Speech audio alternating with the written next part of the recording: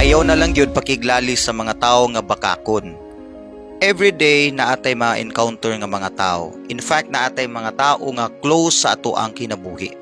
Importante nga kay balo ka unsa nga klase nga tao ang imong gina-socialize everyday. Ang imong ginakuyugan every week.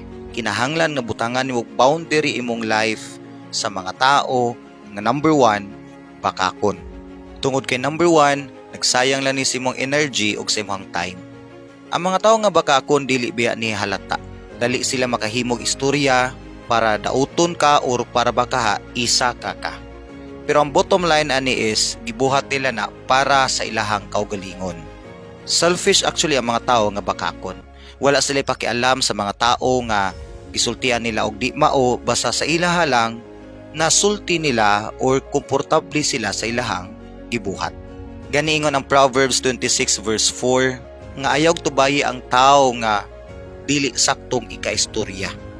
Apil na din ang mga tao nga bakakon. Number 2, mo damage ni sa imong credibility.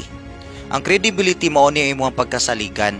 So once makig-communicate ka or makigduol ka sa mga tao nga na ilhan sila nga bakakon, of course mo reflect ni sa imong kinabuhi. Dakog chance nga ang tan-aw sa tao nimo pareha na pud mong duha. Ayaw ipa-influence imong kagulingon sa mga tao nga walay saktong baruganan. Adto ka makikuyog sa mga tao nga nay baruganan, ni barog yun unsay tinuod. At least kay balo ka nga dili sila poison sa imong life. Kaya mga tao magod nga bakakon, poison actually ni sa imong emotion, sa imong hunahuna, even sa imong spiritual life. Ang John chapter 8 nag-ingon nga si Satan ang father of all liars.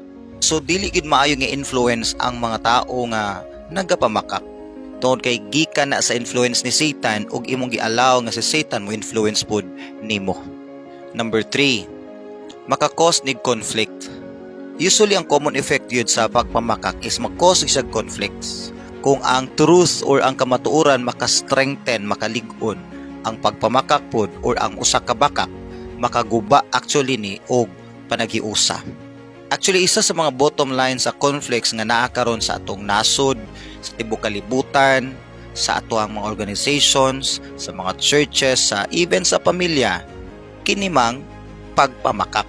Tungod kay damaging actually kayo ang usa ka bakak nga istorya.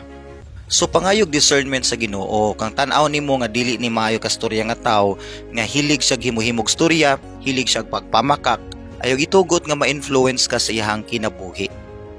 Gani i-rebuke noon siya, badlungan noon siya, sulti siya, nga hunungan na ang mga butang nga ingon ana, aron dili ni makasugnod sa mga issues og makaguba pa noon og unity.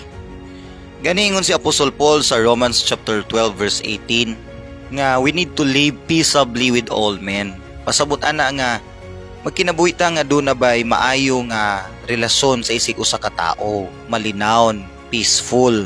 O hinumdumi gyud nga isa sa makaguba gyud sa maayo nga friendship, sa peaceful nga life kining pagpamakak.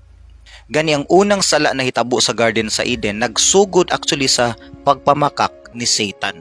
Ingon ang Ginoo ayaw kauna ang prutas kay mamatay mo. Ingon pud si Satan pinagi sa serpent nga dili man mo mamatay. Tungod adto ang entire human race na corrupt sa sala ug ang entire creation sa Ginoo nagsuffer sa sala. So inaana ka powerful o dangerous ang pagpamakak. So ang pingi imuhang kaugalingon gikan nila.